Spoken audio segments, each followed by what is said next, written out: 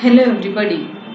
The theoretical concept of all the chapters will be completed before exam, and we are dealing with the first chapter, rotational motion, and in that the rotational motion till the canonical pendulum we have completed, canonical pendulum in a inertial frame of reference and canonical pendulum in non-inertial frame of reference we have completed, and after that we have turned to the numericals, and huge of amount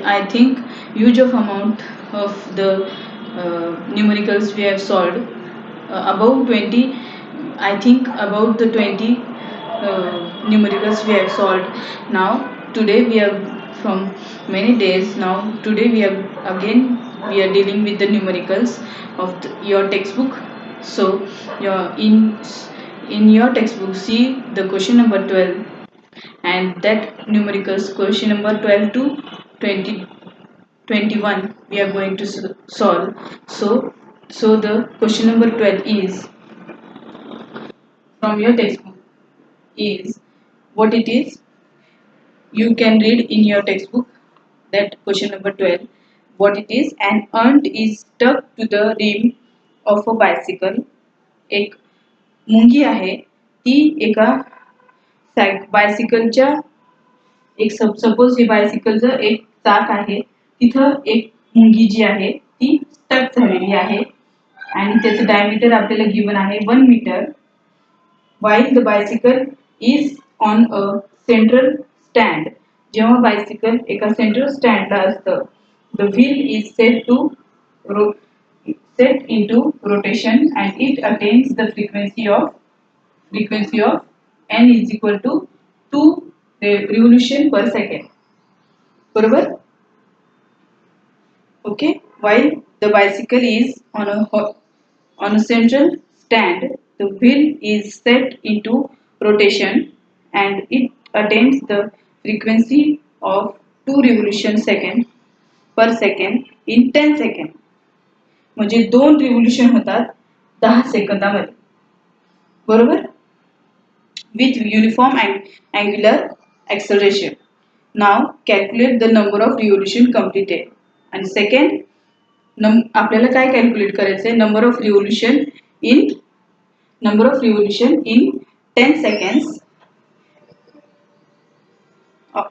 seconds by the ant. म्हणजे मुंगी किती number of revolution complete करते 10 सेकंदामध्ये ते calculate करायचं आहे आपल्याला. आणि दुसरं time taken by the first revolution to complete and the last revolution to complete. म्हणजे आता मुंगीला पहिलं रिव्होल्यूशन कंप्लीट करायला किती टाइम लागतो आणि लास्ट रिव्होल्यूशन कंप्लीट करायला किती टाइम लागतो हे फाइंड करायचंय. आणि पहिल्यांदा आपल्याला फाइंड करायचंय सगळ्यात अगोदर super first is number of revolution. किती रिव्होल्यूशन लागतात त्या अंटला to complete in by the ant in this 10 second. म्हणजे 10 सेकंदामध्ये त्याला 10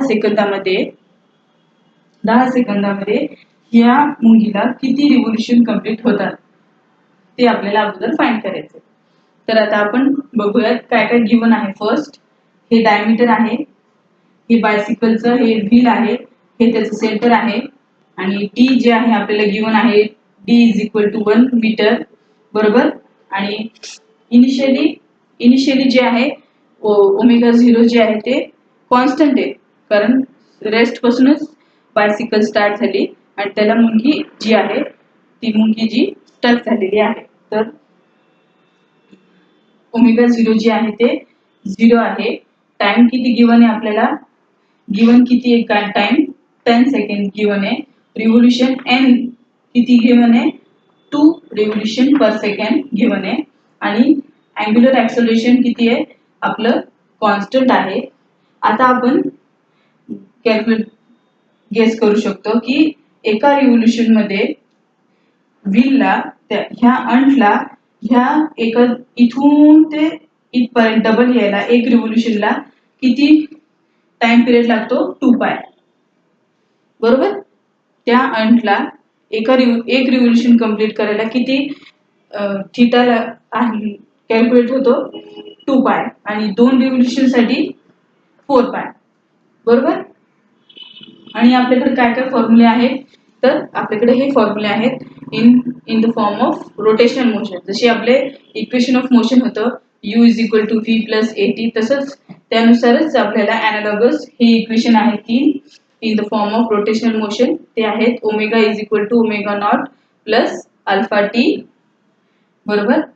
omega is equal to omega 0 plus alpha t आणि theta is equal to omega naught into t plus 1 by t half of alpha t square into omega 0 is equal to omega 0 naught plus twice alpha theta. हे आपल्याकडे फॉर्म्युले आहेत. मग पुढे आपण बघूयात की आपल्याला काय काय गिवन आहे. हे गिवन आहे आणि एवढे फॉर्म्युले आहेत आपल्याकडे. तर आपण n आपल्याला गिवन आहे, तर ओमेगा काय आहे 2 पाय n. तर आपल्याला n ची व्हॅल्यू गिवन आहे आणि त्यावरून मग आपण ओमेगा इझिली फाइंड करू शकतो. बरोबर. तर omega is equal to 2 pi n. मग n ची व्हॅल्यू इथून आपण सबस्टिट्यूट केली, ती झाली 2. मग हे 2 पाय as it is, he n ची व्हॅल्यू इथून सबस्टिट्यूट केली तर 2 झालं. मग ओमेगा काय फाइंड झाला आपल्याकडे, ओमेगा आला 4 पाय. बरोबर. ओमेगा आला आपल्याकडे 4 पाय. लक्षात आलं. मग आता ओमेगाची व्हॅल्यू काय आली आपल्याकडे 4 पाय. आता आपण तीच व्हॅल्यू ओमेगा आपल्याकडे आहे, आता आपण इतक्यात फाइंड केलं आणि ओमेगा नॉट हे 0 आहे आणि अल्फा जे आहे ते कॉन्स्टंट आहे आणि टाइम पिरियड पण आपल्याला गिवन आहे. तर आपण हा फॉर्म्युला यूज करू शकतो. तर हाच फॉर्म्युला मग आपण इथे लिहिलेला आहे omega is equal to omega naught plus alpha T. मग ओमेगाची व्हॅल्यू काय की आपण आत्ताच कॅल्क्युलेट केली 4 पाय, ही इथे सबस्टिट्यूट केली 4 पाय. बरोबर. आणि ओमेगा 0 किती आहे, ओमेगा नॉट किती आहे 0 आहे, कॉन्स्टंट आहे, ती तिथे सबस्टिट्यूट केली. आणि अल्फा काय आहे, अल्फा कॉन्स्टंट आहे म्हणून अल्फाला आपण ॲज इट इज ठेवलं. आणि टी जे आहे काय, टी गिवन आहे 10 सेकंड्स. तर मग इथं आपण 10 टी ची व्हॅल्यू 10 सबस्टिट्यूट केली. मग आपल्याला काय फाइंड करायचं आहे, अल्फा अँग्युलर ऍक्सलरेशन फाइंड करायचं आहे. तर ते अल्फा इकडे घेतल्यावर आपण हे 4 पाय इकडे आणि हे न्यूमरेटरला होतं 10, ते डिनॉमिनेटरला गेलं तर alpha is equal to 4 pi upon 10 radian per second square. हे आपल्याला ही व्हॅल्यू आपल्याला मिळाली. बरोबर. Alpha is equal to 4 pi upon 10 radian per second ही आपल्याला व्हॅल्यू मिळाली. बरोबर. त्यानंतर आता आपण हा फॉर्म्युला यूज करून थीटा फाइंड करू शकतो. काय फाइंड करायचं आपल्याला, सगळ्यात अगोदर first number of revolution in this 10 seconds आणि second time required by first revolution complete करायला त्याला किती वेळ लागतो आणि लास्ट रिव्होल्यूशन कंप्लीट करायला त्याला किती वेळ लागतो हे आपल्याला फाइंड करायचंय. बरोबर. तर आता या फॉर्म्युलेनुसार omega 0 is omega naught omega square is equal to omega naught square plus twice alpha theta. हा फॉर्म्युला आपण ॲज इट इज इथे घेतला आणि आपल्याला ओमेगा काय आहे 4 पाय. मग 4 इंटू 4 16 पाय स्क्वेअर आले इथं आणि ओमेगा नॉट तर 0 आहे. तर ही इथं व्हॅल्यू इथून ओमेगा नॉटची व्हॅल्यू आपण 0 इथं सबस्टिट्यूट केली प्लस ट्वाइस अल्फा हा फॉर्म्युला आपण घेतला ट्वाइस अल्फा टी. अल्फा काय आपण आता इतक्यात फाइंड केला 4 पाय अपॉन 10 ही इथं व्हॅल्यू घेतली आणि थीटा आपल्याला फाइंड करायचंय. तर मग थीटा आपण इथे ह्या साईडला घेतल्यावर 16 अपॉन हे जे न्यूमरेटरला आहे ते डिनॉमिनेटरला येईल. मग हे 16 पाय इकडे येईल. बरोबर. 16 पाय स्क्वेअर इकडे येईल आणि 10 जे आहे मल्टिप्लिकेशनला येईल. हे डिनॉमिनेटरला होतं ते न्यूमरेटरला जाईल. बरोबर. आणि मग हे पाय स्क्वेअर आणि हे पाय हे कॅन्सल आउट होतील आणि थीटा इज इक्वल टू आपल्याला काय येईल 20 पाय. आणि नंबर ऑफ रिव्होल्यूशन काय येईल, नंबर ऑफ रिव्होल्यूशनचा फॉर्म्युला काय येतो थीटा अपॉन 2 पाय. मग थीटाची व्हॅल्यू काय आहे ती आपण सबस्टिट्यूट करणार 20 पाय. बरोबर. Number of revolution number of revolution is equal to theta upon 2 pi. Okay, number of revolution is equal to theta upon 2 pi is equal to 20 pi upon 20 pi upon 20 pi upon 2 pi. मग हे पाय आणि हे पाय cancel होईल, तर 20 divided by 2 येईल 10. म्हणजे number of revolution in 10 second किती होतील, त्या अंटचे त्या मुंगीचे 10 सेकंदामध्ये 10 रिव्होल्यूशन होतील. आता आपल्याला सेकंड काय कॅल्क्युलेट करायचं आहे, टाइम पिरियड. बरोबर, तर आपण टाइम पिरियड कॅल्क्युलेट करूयात.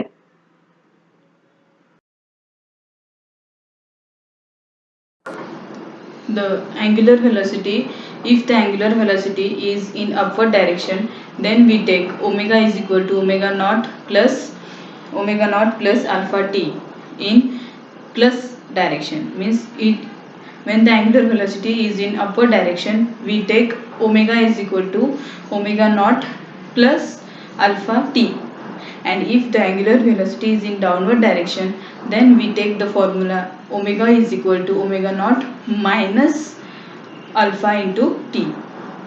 Okay, if it is angular velocity is in downward direction, then we take minus, and when it is in upward direction, angular velocity is in upward direction, then we take the formula of which formula, omega is equal to omega naught plus alpha t. Okay, in this case the angular velocity omega is in upward direction, so we are taking as a plus sign. Okay, from that we have solved this all the equations by using the formulas. Okay, we have calculated the first we have calculated the number of revolution of an ant and the pronunciation is ant. The number of revolution of an ant in 10 seconds is 10. Okay, so now first we have completed, second we have to calculate the time required for first revolution and for last complete revolution. Okay, for first we have to calculate the time required for first complete revolution and for last complete revolution. Okay, in that we have in previous in first only we have studied that for two revolutions the theta is for if suppose the ant is completing 2 revolutions, then the theta is 2 pi, and first revolution it is 1 pi only, 2 pi. For first revolution it is 2 pi, and for second revolution it is 4 pi. So for first in one angular displacement for in first revolution, okay, it is theta is equal to 2 pi and omega naught is equal to 0, and omega is equal to, we have to find this. So what we have, the value of alpha we have calculated 4 pi upon 10, and now theta is equal to omega naught t plus alpha 1 by 2 alpha t square. In this formula we have to substitute those values. Theta here 2 pi, theta is equal to 2 pi, here we have substituted, is equal to omega naught is 0 and t is 10 second, but multiplying by omega naught here it becomes 0 plus 1 by 2 into alpha is 4 pi upon 10 into t square here, then 2 pi into 2 into 10 upon 4 pi is equal to t square, then t square is equal to 10 is equal to t is equal to under root 10 seconds for first complete revolution. Okay, for first complete revolution it is t is equal to under root 10 seconds. For now for last complete revolution, we have to calculate. Before that we will see what we have first calculated. The time required for first 10 revolution we have calculated 10 seconds previously. Okay. So it is 10 seconds. 10 seconds for 10 revolution is 10 seconds, and time required for 9 revolution we have to calculate it now. Okay. आता आपण काय करतोय, time calculate करतोय. 9 revolution साठी किती time लागतो त्या मुंगीला आपण फाइंड करतोय.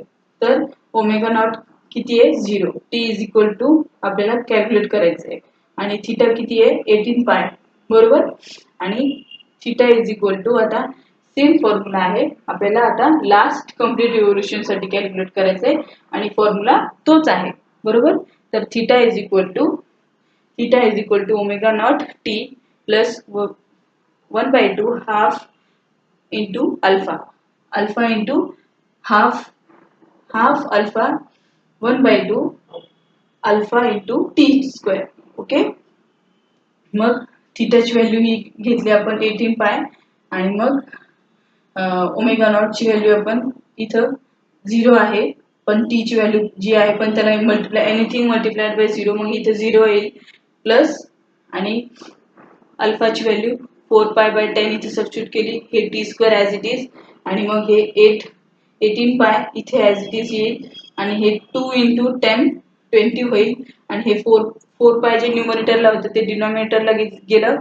हे जे 4 पाय आहे ते इथे येईल आणि हे टी स्क्वेअर जे आहे टी स्क्वेअर इथे ॲज इट इज राहील. मग टी स्क्वेअर किती आलं 90 is equal to T square. म्हणजे टी इज इक्वल टू त्याचं जर आपण अंडर रूट घेतलं 90चं. बरोबर. अंडर रूट घेतलं आपण 90चं तर इथे येतं 9.78 सेकंड्स येतं.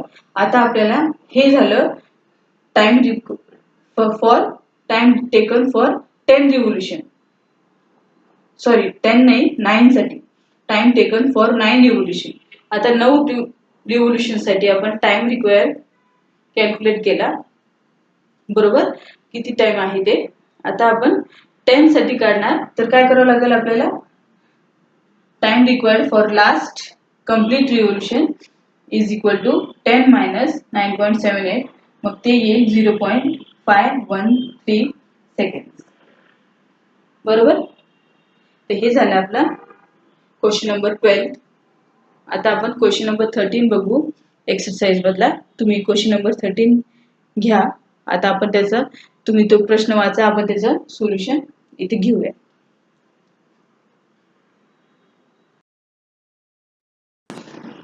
आता क्वेश्चन नंबर 13 आपण बघूयात. तुम्ही तुमच्या टेक्स्टबुकमध्ये क्वेश्चन बघा की आपल्याला काय काय गिवन आहे आणि आपल्याला काय फाइंड करायचं आहे. आता सपोज एक टेबल आहे आणि त्या टेबलवर एक पॉईंट ठेवलेला आहे. तर आपल्याला फाइंड करायचं आहे त्याचं n is equal to what. Radius आपल्याला गिवन आहे पाय इंटू 10⁻² मीटर आणि रेडियस कॅपिटल आर गिवन आहे.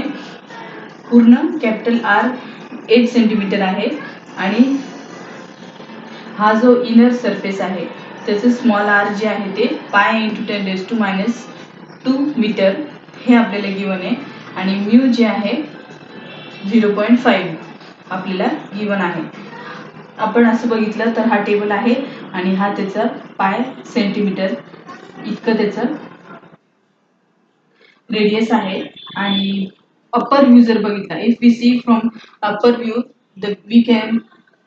we will be seen like this. We will see like this. Here it is coin and here it is centripetal force. So the necessary centripetal force will be provided by F of S, means centrifrictional force, not but the necessary centripetal force. Centripetal force will be provided by frictional force, which is static frictional force. म्हणजे static frictional फोर्सलाच आपण F of S ने denote करतो. बरोबर. आणि मग suppose हे एक block आपण कन्सिडर जर केलं तर ह्या ब्लॉकवर दोन फोर्सेस ऍक्ट होतात. एक डाउनवर्ड जो फोर्स ऍक्ट होतो तो mg आणि अपर डायरेक्शनला जो होतो तो एन होतो, तो नॉर्मल रिॲक्शन फोर्स म्हणतो आपण. रेस्ट मध्ये जरी असला हा बॉक्स तर त्याच्यावर एन ऍक्ट होतं. नॉर्मल रिॲक्शन हे आपण कॅनॉनिकल पेंडुलम वगैरे सगळ्या मागच्या लेक्चर्स मध्ये आपण हे बघितलेलंच आहे की perpendicular and upper direction force act होतो आणि डाऊनवर्ड मला एक mg ऍक्ट होतो. तो हा फोर्स असतो आणि हा सेंट्रिपिटल फोर्स आहे आणि हा स्टॅटिक फ्रिक्शनल फोर्स आहे. तो त्याला बॅकवर्ड त्याला ओढण्याचा प्रयत्न करत असतो. बरोबर. तर N is equal to mg हे इक्वेशन नंबर 1 आपलं असेल. बरोबर.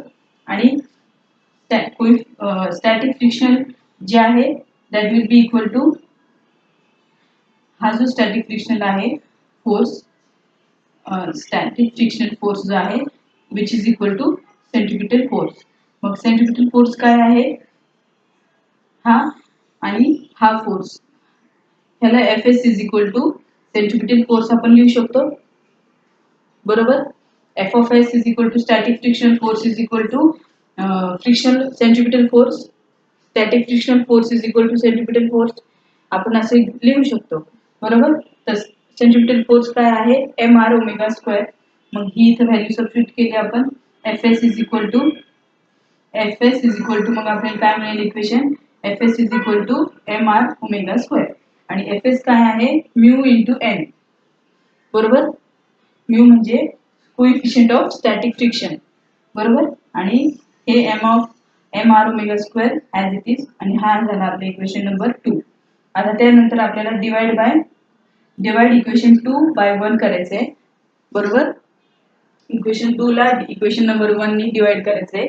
तर हे mr ओमेगा स्क्वेअर इथे येईल न्यूमरेटरला आणि डिवाइडेड बाय mg जे आहे ते येईल इथे. बरोबर.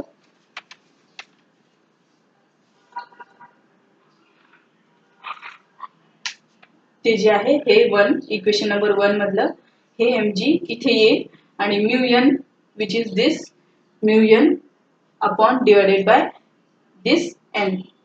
ओके. आणि Fs ची व्हॅल्यू आपण इथे mu R mr omega square घेतलेली आहे. बरोबर. तर हा इक्वेशन नंबर 2 इक्वेशन नंबर 1.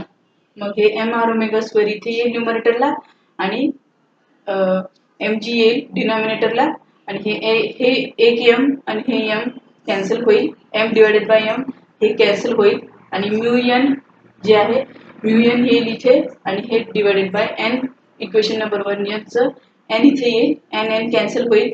मग आपल्याकडे काय राहील? Omega square is equal to mu into g divided by हे न्यूमरेटरला होतं ते डिनॉमिनेटरला आलं r. बरोबर.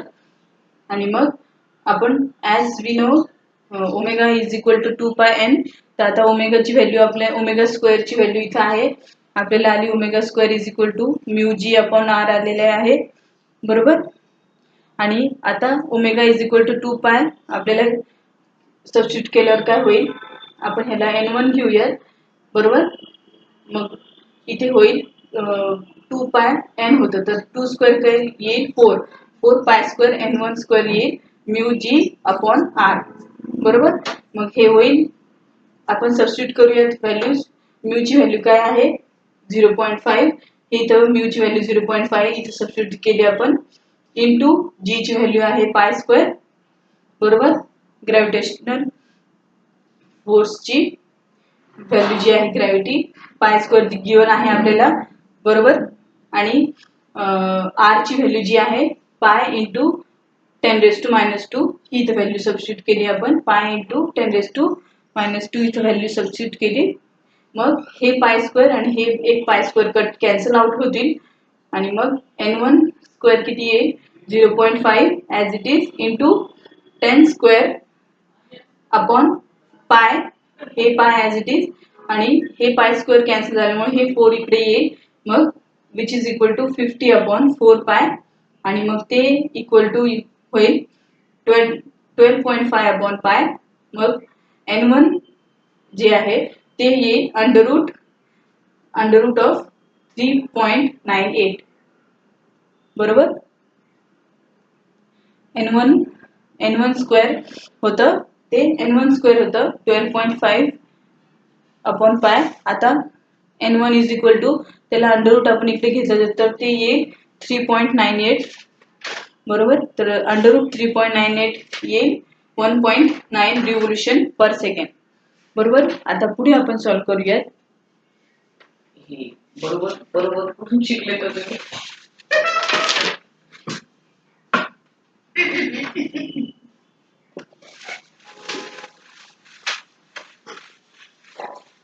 Now calculating the further values.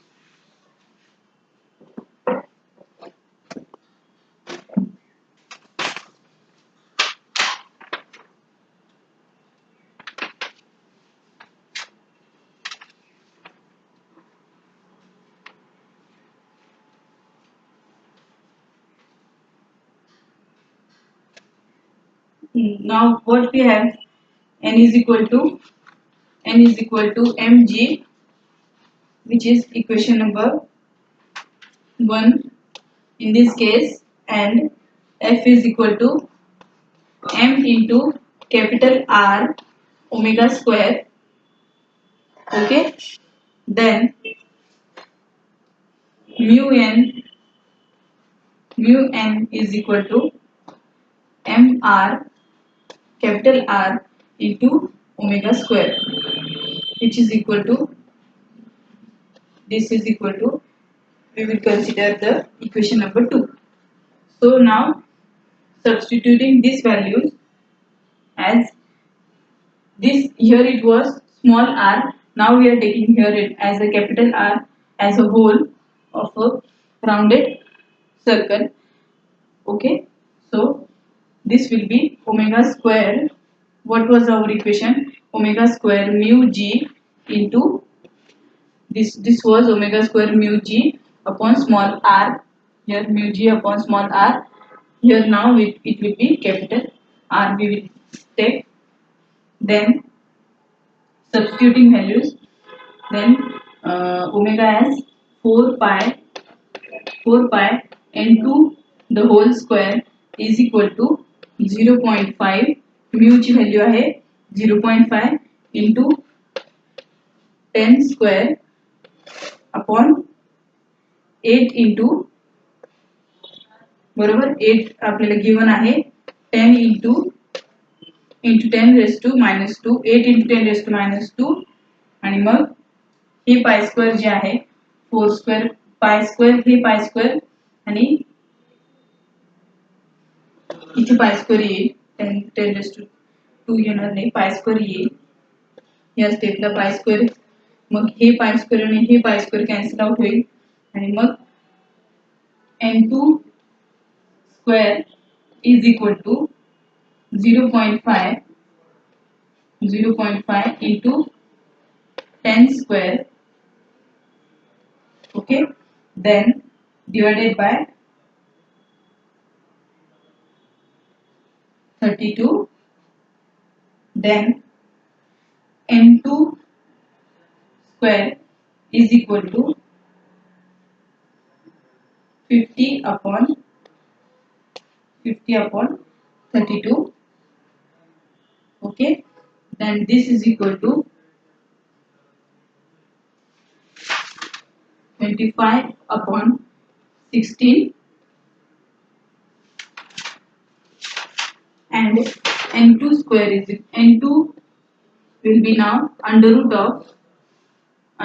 of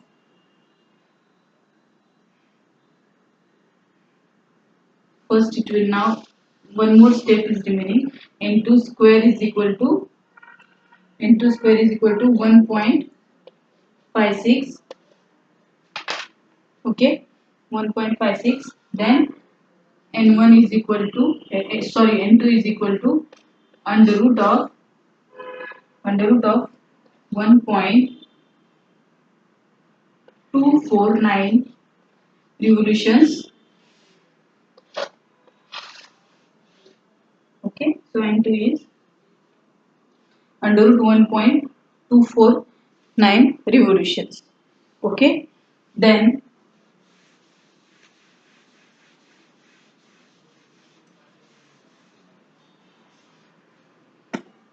Okay. Further we will solve as n2 n1 n2 upon n1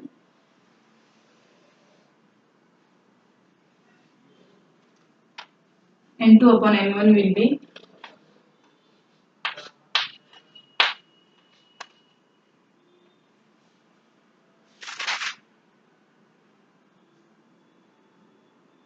1.249 divided by 1.995, which is equal to, we are taking log of 1.249 is equal to 0.094965 and log of n1, which is n9.1.995 is equal to 0.300. Okay, and taking antilog of this,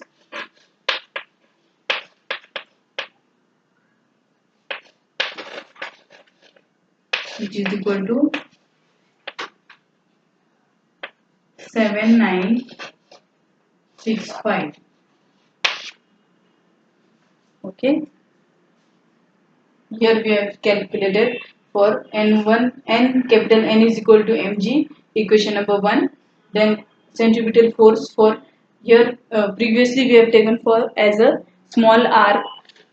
Here now we are taking as a capital R, m into capital R the whole square, and then substituting the value of, simply substituting the value of capital R, then mu as it is, g as it is, and omega square also as it is. The value substituting this 4 pi square and n2 square. Okay, we have to calculate n2. So mu is equal to given as 0.5 into g is pi square. Then this pi square cancel out, and capital R is 8 into 10 raised to minus 2. Then after cancel out this pi square, n2 square, what is remaining here, the terms are n2 square.